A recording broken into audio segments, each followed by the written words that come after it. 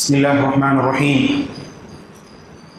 إن الحمد لله نحمده ونستعينه ونستغفره ونؤمن به ونتوكل عليه ونعوذ بالله من شرور سيئات أعمالنا. من يهده الله فلا مضل له ومن يضلله فلا هادي له. وأشهد أن لا إله إلا الله وحده لا شريك له وأشهد أن محمدا عبده ورسوله. أما بعد،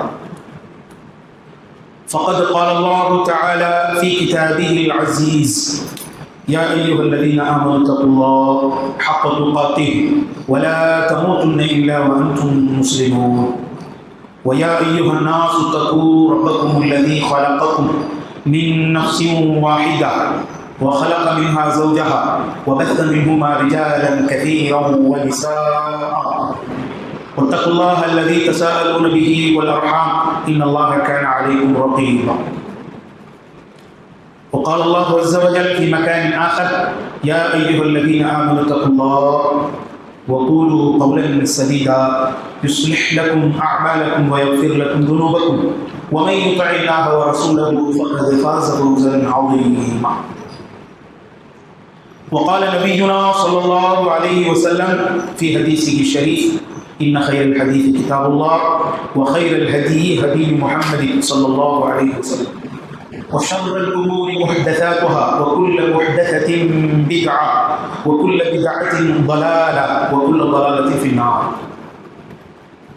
சலாத்தும் சலாமும் உலகத்தில் ஒப்பற்ற தலைவரான உலக மக்களுக்கெல்லாம் ரஹ்மத்து என்னும் அருளாக திகழ்கிற நபிமார்களில் இறுதியாக வருகை புரிந்த நமது உயிருக்கு உயிரான உயிருக்கு மேலான இறுதி தூதர் நபிகள் நாயகம் ஸல்லல்லாஹு அலைஹி வஸல்லம் அவர்கள் மீதும் அவர்களது குடும்பத்தார்கள் மீதும் அவர்களது உத்தம தோழர்கள் அனைவரின் மீதும் மற்றும் அல்லாஹ்வுடைய இல்லத்தில் ஏற்பாடு செய்யப்பட்ட இந்த மார்க்க விளக்க நிகழ்ச்சியிலே கலந்து கொண்டு பயன்பெற வேண்டும் என்ற ஆர்வத்தோடும் தூய எண்ணத்தோடும் வருகை குறித்திருக்கிற நம் அனைவரின் மீதும் என்றென்றும் நின்று நிலவட்டுமாக. அஸ்ஸலாமு அலைக்கும் வரஹ்மத்துல்லாஹி வபரகாத்துஹு. கண்ணியத்திற்குரிய சகோதரர்களே, சகோதரிகளே, எல்லாம் வல்ல அல்லாஹ்வின் நல்லடியார்களே, இந்த உலகத்தில் நம்மை போன்று வாழக்கூடிய பிற மனிதர்கள் தங்களுக்கு வழங்கப்பட்ட நேரங்களை தங்களுக்காகவே செலவழித்து வரும் சூழலில் நமக்காக அல்லாஹ் ரப்புல் ஆலமீன் தந்த நேரங்களை அல்லாஹ்வுக்காக செலவழிப்பதற்கு நாம் எல்லாம் இங்கே ஒன்று கொண்டிருக்கிறோம். அல்ஹம்துலில்லாஹ், அல்லாஹ்வுக்கு எல்லா புகழும். இந்த மார்க்க அவையை சபையை அல்லாஹ் ரப்புல் ஆலமீன் அங்கீகரித்து ஏற்றுக்கொண்டு இதற்கான முழு பலனை உங்களுக்கும் எனக்கும் மறுமையின் பெரிய சேமிப்பாக அல்லாஹ் ஆக்கி அருள் புரிய வேண்டும் என்ற பெரிய பிரார்த்தனையோடு எனது இந்த வகுப்பை ஆரம்பம் செய்வேன்.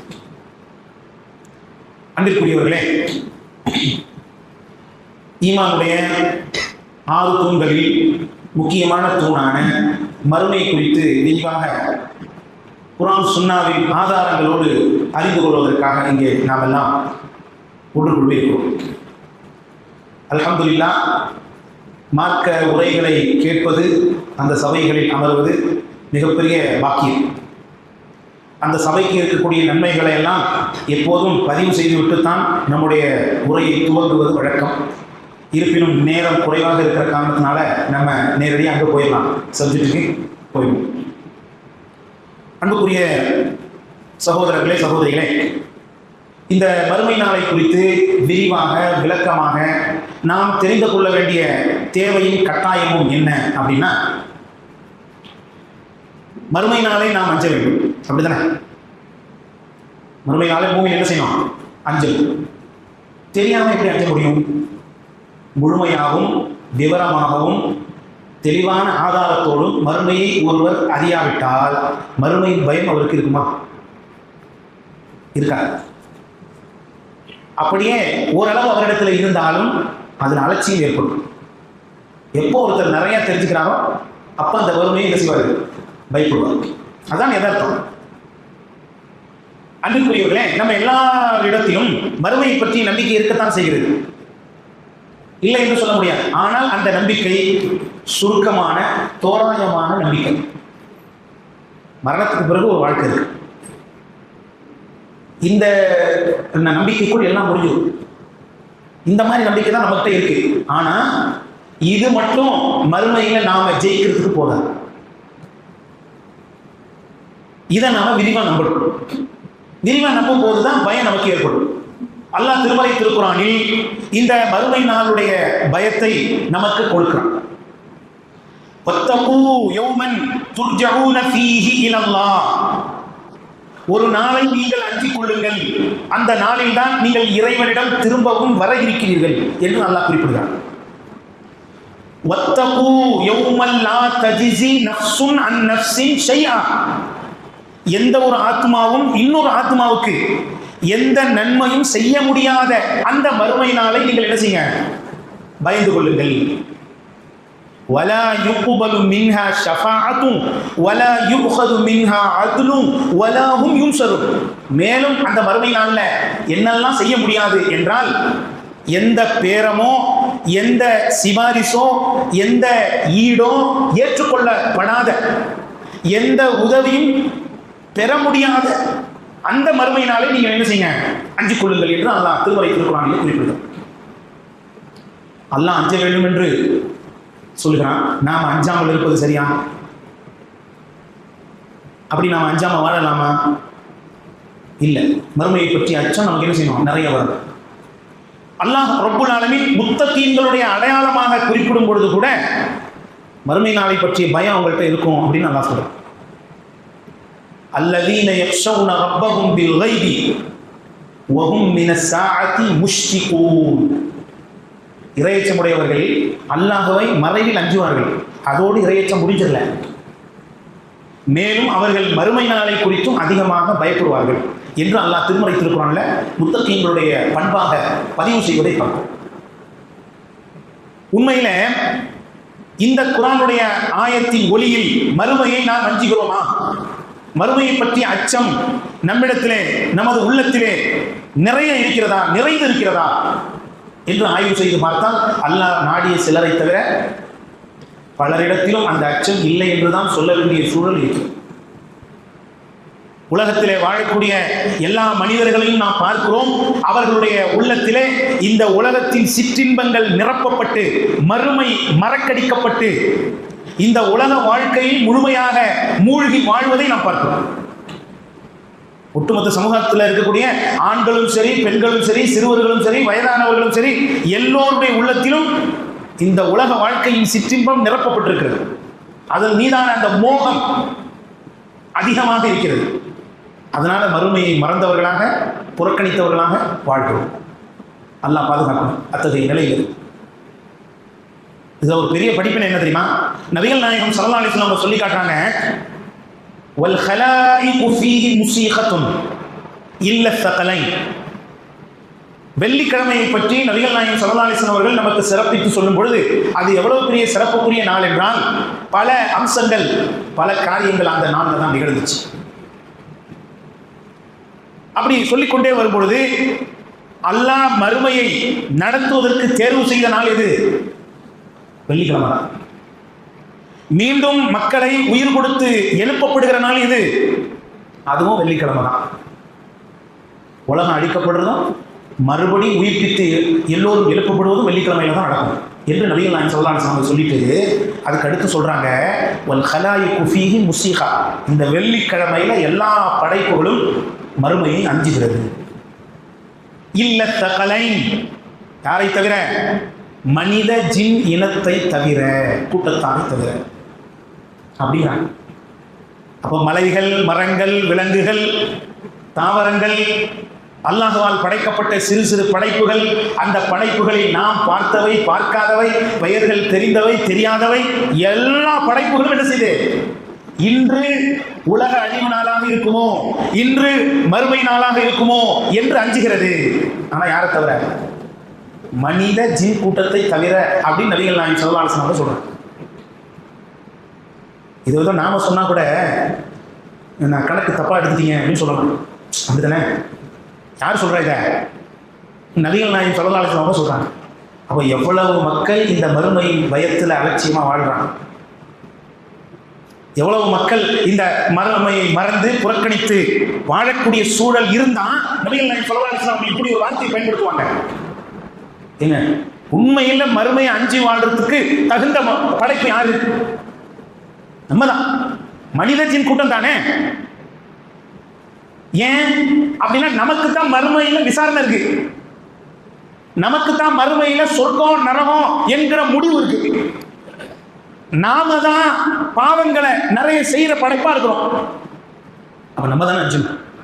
இத்தனைக்கும் பாருங்க, சுப்ஹானல்லாஹ், மறுமையை அஞ்சணும், மறுமையை எதிர்பார்த்து வாழணும், மறுமைக்காக உழைக்கணும்னு சுப்ஹானல்லாஹ் வாரம் வாரம் நமக்கு பயான் செய்யப்படுது. எப்போ? வெள்ளிக்கிழமையில வாரம் வாரம் நமக்கு பயான் செய்யப்படுது, குத்பா நிகழ்த்தப்படுது, அறிவுரை செய்யப்படுது. அப்படி இருந்தும் அதை மீறி மக்கள்கிட்ட அழைச்சி இந்த மறுமையை எதிர்பார்த்து வாழ்வதிலும் பயந்து வாழ்வதிலும் அதற்கான தயாரிப்புகளை அவர்கள் செய்வதில்லை. நபி மட்டும் சொல்லல, அல்லாஹ் சொல்றான், இக்தரப லின்னாஸி ஹிசாபுஹும் வஹும் ஃபீ கஃப்லத்தின் முஅரிதூன். மக்களுக்கு அவர்களுடைய விசாரணை நாள் நெருங்கிவிட்டது, ஆனால் அவர்களோ அதை புறக்கணித்து அலட்சியமாக வாழ்ந்து கொண்டிருக்கிறார்கள் என்று அல்லாஹ்வும் பதிவு செய்கிறான். இந்த கூட்டத்தில் நம்ம இருக்கலாமா? சொல்லுங்க. இந்த மாதிரி மறுமையை மறந்து அலட்சியமாக வாழக்கூடிய அல்லாஹும் அல்லாஹ்வுடைய ரசூலும் விமர்சிக்கக்கூடிய அந்த கூட்டத்தாரில் ஒருத்தர நம்ம இருக்கலாமா? நிச்சயமா அல்லாஹ் பாதுகாக்க. அப்படி இருக்கக்கூடாதுன்னா இந்த மறுமையை பற்றி நிறைய என்ன செய்யணும், தெரிஞ்சுக்கணும், படிச்சு. ரொம்ப முக்கியமான ஒரு ஈமானுடைய தூண். ஈமானுடைய தூண்கள் எத்தனை? 6. இன்னும் சொல்ல போனால் ஈமானுடைய கிளைகள் அப்படின்னு ஒரு டாபிக் இருக்கு, அப்படித்தானே? ஈமானுடைய கிளைகள். நீங்க எல்லாம் ரொம்ப கவனமா நம்மளோட அப்படியே சேர்ந்து வாங்க.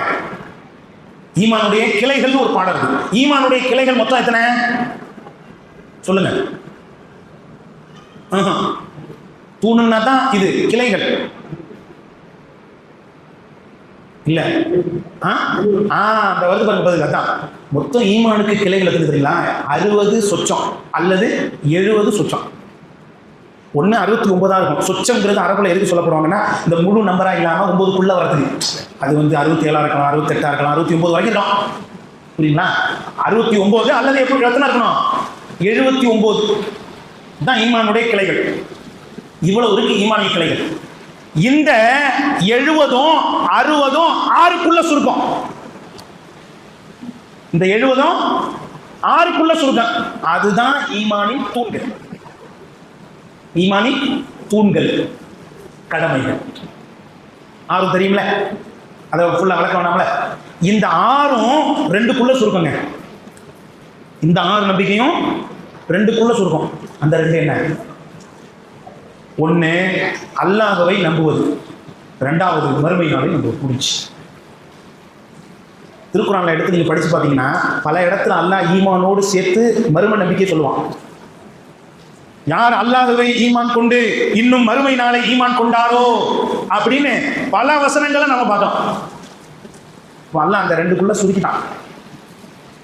நபிகள் நாயகம் ஸல்லல்லாஹு அலைஹி வஸல்லம் அவர்களும் சில சந்தர்ப்பத்தில் மக்களுக்கு அமல்களை ஆர்வமூட்டுற சமயத்தில் இதே மாதிரி வார்த்தையை சொல்லியிருக்காங்க. யார் அல்லாஹ்வையும் மறுமை நாளையும் நம்பி இருக்கிறாரோ அவர் இப்படி செய்யட்டும். அவங்களும் சேர்த்து பேசியிருக்காங்க. அப்போ இந்த அல்லாஹ்வை நம்புறதும் மறுமை நாளை நம்புறதும் ரொம்ப முக்கியமான நம்பிக்கை. இந்த ரெண்டுக்கு கீழே நம்பிக்கை சுருங்கல். 2 6 ஆகுது. 6 எத்தனை ஆகுது? 70 தான் ஆகுது. அப்போ அந்த 2ல 1 அல்லாஹ்வை நம்புறது, 2வது மறுமை நாளை நம்புவது. இந்த மறுமை நாளை பொறுத்தவரையிலங்க இதுல கிட்டத்தட்ட 17 நம்பிக்கைகள் இருக்கு. சப் டைட்டியல், துணை பாடம் எத்தனை இருக்கு? 17 இருக்கு. நம்ம 17 அம்சங்களையும் சேர்த்து நம்பினாதான் மறுமையை நம்பியவர்களாக நாம் கருதப்படுவோம். அந்த 17ல 1 மிஸ் ஆச்சுன்னா மறுமை அவர் சரியா நம்பல, முழுமையா நம்பலன்னு அர்த்தம். அந்த 17 நம்பிக்கைகள் என்ன? முதலாவதாக, இதெல்லாம் குறிச்சிக்கிற பாடம் இது. முதலாவதாக என்னன்னா அலாமத்து சுகுரா. முதல் நம்பிக்கை என்னது? அலாமத்து சுகுரா அப்படின்னா மறுமை நாளை பற்றிய சிறிய அடையாளங்கள்.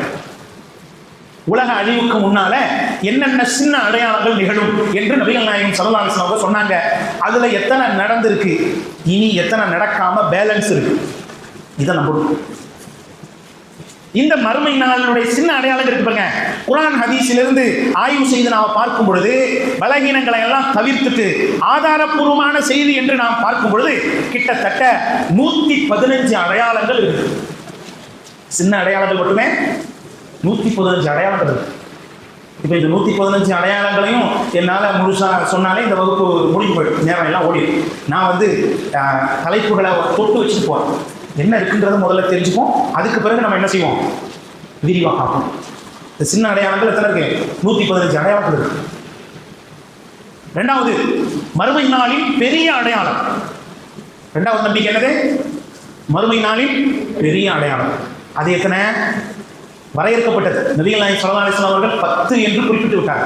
சின்ன அடையாளங்களை பொறுத்தவரை அதுக்கு நம்பர் நபி அவர்கள் சொல்லலை. ஆனால் நாம ஹதீஸுகளை ஆய்வு செய்து பார்க்கும் பொழுது பலகீனங்களை எல்லாம் கழித்து நம்பகமான செய்தி என்று பார்க்கும் பொழுது நமக்கு எத்தனை மிஞ்சுது? 115 மிஞ்சுது. இன்னொரு நல்லா தேடி ஆய்வு பண்ணி ஹதீஸுகளை எடுத்தாருன்னு சொன்னால் அவருக்கு கூட கிடைக்கலாம், அல்லது குறையவும் செய்யலாம். புரியுதா? ஆனால் பெரிய அடையாளத்தை பொறுத்தவரை எத்தனை தாங்க? 10 அடையாளம். 10 அடையாளங்களையும் அப்படியே நாம தலைப்புகளை தான் தெரிஞ்சுட்டு போக முடியும், தவிர விரிவாக பார்க்க முடியாது. புரியுதுங்களா? 2 முடிஞ்சிருச்சு. மூணாவது என்னன்னா அல் மௌத் வ ஹலாக்குல் ஆலம், மரணமும் உலக அழிவு. மரணத்தை இந்த சப்ஜெக்ட்ல நம்பணும்.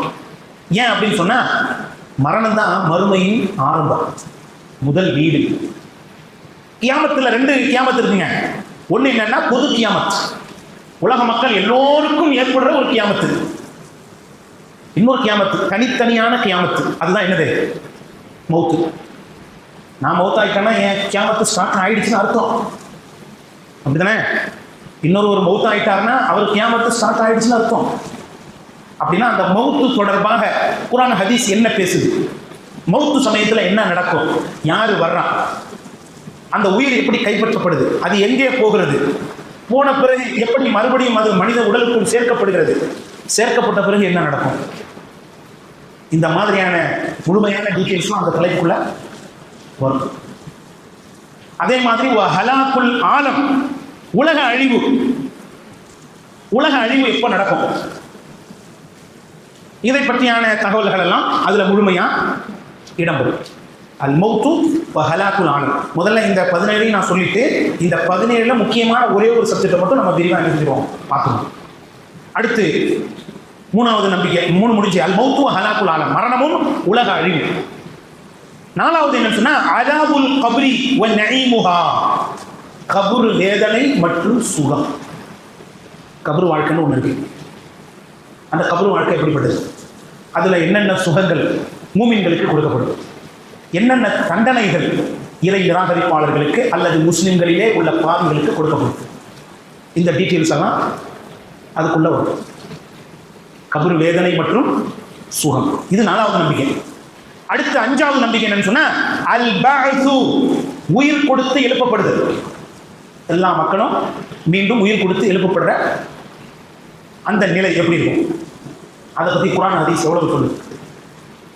இதெல்லாம் அந்த தலைப்புக்குள்ள வந்து. அடுத்து 6வது அல் ஹஷ்ரு, ஒன்று சேர்க்கப்படுதல். முதல்ல அல்லாஹ் என்ன செஞ்சிருவான்னா எல்லா மக்களையும் உயிர் கொடுத்து எழுப்பிடுவான். இந்த பூமியில உயிர் கொடுத்து எழுப்பப்பட்டு மக்கள் இந்த பூமியில அங்கும் இங்குமா எங்க போறதுன்னு தெரியாம தெரிஞ்சுக்கிட்டு இருப்பாங்க. வெட்டவெளி பூமி, இந்த மனுஷர் அந்த மைதானம் அல்லாஹ் படைக்கிற அந்த மைதானம் எப்படி இருக்கும்? ஒரு பில்டிங் இருக்காது, ஒரு மரம் இருக்காது, ஒரு மலை இருக்காது, ஒரு பள்ளம் இருக்காது, ஒதுங்கிறதுக்கு எந்த நிழலும் இருக்காது. இங்கே இருந்து பார்த்தா ஆனா அமெரிக்கா பலஸ்தீன் தெரியும், அங்கே இருந்து இங்கே பார்த்தா எல்லாம் தெரியும். ஒரே சமதள பூமியா இந்த பூமியை அல்லாஹ் ஆக்கிடுவான். அந்த பூமியில தான் அல்லாஹ் என்ன செய்வான்? மக்கள் உயிர் கொடுத்து எழுப்புவான். மக்கள் உயிர் கொடுத்து எழுப்பப்பட்ட உடனே எல்லாரும் என்ன செய்வாங்க? ஆச்சரியப்பட்டு பயந்து போய், அந்த ஆச்சரியத்தின் உச்சத்துக்கே போய் ஒருத்தருக்கு ஒருத்தர் நம்ம எப்படி வந்தோம், எங்க இருந்தோம், ஏன் எழுப்பப்பட்டோம், இது என்ன புதுசா இருக்கு, என்ன நடக்க போகுது அப்படின்லாம் ஒவ்வொரு மனிதனும் என்ன செஞ்சுப்பான்? அந்த நாளை குறித்து ஆச்சரியமாக தங்களது கருத்துக்களை பரிமாறிக்கொள்ளும். அப்ப அப்புறம் அல்லாஹ் என்ன செய்வான்னா ஹஷ்ர், ஒன்று சேர்ப்பான். அப்புறம் என்னது, ஒரு இடத்துல அல்லாஹ் ஒன்று சேர்ப்பான். அது பேர் தான் மஹ்ஷர். ஹஷ்ர்னா ஒன்று சேர்க்கப்படுதல். ஒன்று சேர்க்கப்படுற இடத்துக்கு பேரு மஹ்ஷர். அன்புக்குரியவர்களே, மஹ்ஷர் எங்க? இந்த பூமியில தான். முதல் வானத்திலும் அல்ல, இரண்டாவது, மூணாவது, நாலாவது, ஐந்தாவது, ஆறாவது, ஏழாவது வானத்திலும் அல்ல, ஏழாவது வானத்துக்கு மேலே இல்லை. புரியுதுங்களா? சூரியன்லையும் கிடையாது, சந்திரன்லையும் கிடையாது, ஏனைய கோள்கள்லையும் கிடையாது. மனிதர்கள் ஒன்று சேர்க்கப்படுறது எங்க? இந்த பூமியில தான் ஒன்று சேர்க்கப்படுது. இந்த பூமியிலே எங்க ஒன்று சேர்க்கப்படுவாங்க அப்படின்னா, நபிகள் நாயகம் ஸல்லல்லாஹு அலைஹி வஸல்லம் அவர்கள் அதையும் நமக்கு நபிமொழியில தெளிவாக கூறுகிறார்கள். அர்து ஷாம், ஷாம் தேசம்தான் மஹ்ஷர் மைதானம். மனித சமுதாயம் அனைவரும் ஒன்று சேர்க்கப்படுகிற இடம் அதுதான். ஷாம் தேசம் என்றால் என்ன? அதாவது 4 நாடுகள் உள்ளடக்கிய ஒரு பரந்து விரிந்த பூமி தான் Sham. Lebanon, Jordan, Syria, Palestine, இந்த 4 நாடுக்கும் சேர்ந்து சொல்லப்படுற, ஹதீஸ்ல சொல்லப்படுற அந்த பேர் என்னது? ஷாம். ஷாம்னு சொன்னா மக்காவின் இடதுபுறத்தில் இந்த நாடுகள்லாம் இருக்கிறதுனால அதெல்லாம் ஷாம் தேசம் அப்படின்னு சொல்லுவாங்க. புரியுங்களா? அப்போ எல்லாம் மொத்த மக்களையும் 4 நாட்டில் தான் ஒன்று கூட்ட போறான். 4 நாட்டில் தான் எல்லா மக்களும். ஆதி மனிதர் ஆதம் அலைஹி ஸலாத்து வஸ்ஸலாம் அவர்கள் முதல் கடைசியில் இந்த உலகம் அழிகிற வரைக்கும் யாரெல்லாம் வாழ்ந்தாங்களோ எல்லா மக்களும் அந்த மைதானத்துக்கு போக போகிறோம். இங்கே இருந்தாலும் போக தான் போகிறோம், அங்கே இருந்தாலும் போக தான் போகிறோம். அன்பிற்குரியவர்களே, நீங்கள் நினைக்கக்கூடாது உடனே மனுஷ மைதானம் எப்படி பத்தும் அப்படின்னு உங்கள் அறிவுக்குள்ளே அதெல்லாம் போட்டு நீங்கள் சிந்திக்கக்கூடாது. மறுமையை பொறுத்தவரையில் எல்லாமே அற்புதமாக நடக்கும், அதிசயமாக நடக்கும். அப்படி தானே? இயற்கைக்கு மாற்றமாக நடக்கும். இயற்கையை நாம் நம்முடைய அறிவால் புரிந்து கொள்ள முடியாது மறுமை நாளில் நடக்கிற அந்த நிகழ்வுகளை. அதனால ஆதம் அலைஹிஸ்ஸலாம் அவர்கள்லேருந்து இப்போ வரைக்கும்னா எவ்வளவு மக்கள் இருப்பாங்க, அத்தனை மக்கள் நிற்கணும்னா இடம் எப்படி பற்றணும்? ஒரு ஆள் நிற்கிறதுக்கு ஒரு ஸ்கொயர் ஃபீட்டு தேவைப்படுதுன்னா அத்தனை கோடி மக்கள் நிற்கிறதுக்கு இத்தனை ஸ்கொயர் ஃபீட்டு தேவைப்படுமே. இப்போ உள்ள அந்த ஷாம் தேசத்தை நாம் அளந்தால் கண்டிப்பாக அவ்வளோ பேர் கூட முடியுமா முடியாதாங்கிறது நம்மளே சொல்லிடலாமே என்றெல்லாம் யோசிக்க முடியாது. ஏன்னா அல்லாஹ் ஷாம் தேசத்தின் எல்லையா எதை வைக்கிறான்னு தெரியாது. முதல்ல அதை புரிஞ்சுக்கங்க. ஷாம் தேசத்தின் எல்லையாக அல்லாஹ் எதை நிர்ணயிக்கிறான்னு தெரியாது. அது மட்டுமல்ல, அந்த மஹ்ஷர் பூமியை அல்லாஹ் விரிவாகு அப்படின்னா விரிவாகி போயிட்டே இருக்கும். அல்லாஹ் 100 கொலை பண்ணவனுக்கு அல்லாஹ் பூமியை விரிச்சானா இல்லையாங்க? அந்த அதிசயம் கேள்விப்பட்டிருப்பீங்களே, 100 கொலை ஒருத்தர் பண்ணிட்டு தௌபா தேடி போறாரு. போற ஊர் ரொம்ப தூரமா இருக்கு, இவர் கிளம்பின ஊர் பக்கத்தில் இருக்கு. பயணத்தை ஸ்டார்ட் பண்ணி கொஞ்சம் தூரம் போயிருப்பாரு, இறந்துட்டார். என்ன சொன்னாங்க மலக்கு வந்து? தௌபா தேடி போனார்ல, அந்த ஊருக்கு பக்கமாக இவர் இருந்தால் அவர்கிட்ட அந்த மக்களோட சேர்த்துருக்கு. தப்பு செஞ்ச ஊருக்கு பக்கத்தில் இருந்தா இவர் தப்பு செஞ்சவர் தான், இந்த ஊர் பக்கத்தில் சேர்த்துருக்கு.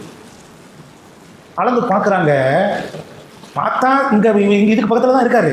மலக்குகள் அளந்து பார்த்தா அந்த போகிற இடம் இருக்கு பாருங்க, அது சுருங்கிக்கிட்டே வருது. இவர் கிளம்பின இடம் இருக்கு பாருங்க, அது என்னன்னா விரிவாகிட்டே வருது. பூமி நல்லா விரிச்சுக்கிட்டே வருது. பார்த்தா இது வந்து பெருசாக இருக்குது, அது கம்மியாக இருக்குது. இப்போ நல்லவர்களுடைய ஊர்லேயே ஒன்று சேர்க்குறோம் அப்படின்னு மலக்குகள் அவரை சேர்த்து வச்சுட்டாங்க என்று நபிகள் நாயகம் ஸல்லல்லாஹு அலைஹி வஸல்லம் அவர்கள் நமக்கு முந்தி நடந்த ஒரு வரலாறு சொல்லி காட்டுறாங்க. இது நடக்க போகிற விஷயம் இல்லை, இது ஏற்கனவே நடந்த வரலாறு நபி அவர்கள் நமக்கு சொல்லி காட்டுறாங்க. அல்லாஹ் மறுமை இல்லாத அப்பவே பூமியை விரிச்சிருக்கான். அப்படித்தானங்க?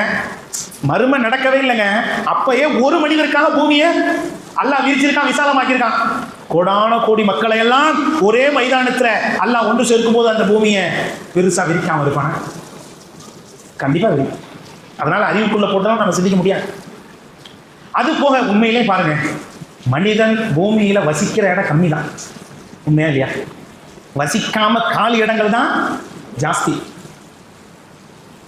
நான் வசிக்காம விவசாய நிலங்களும் மலைகளும், ஆனா அதே மாதிரி பாலைவனங்களும், அதே மாதிரி பனிகளும், கடல்களும், ஆறுகளும், குளங்களும் அப்படின்னு பார்த்தா அதுதான் என்னது அதிகம்.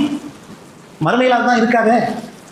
மலை இருக்காது, ஆறு இருக்காது, கடல் இருக்காது, குளம் இருக்காது, மேடு பள்ளம் எல்லாம் தூக்கப்பட்டுரும்.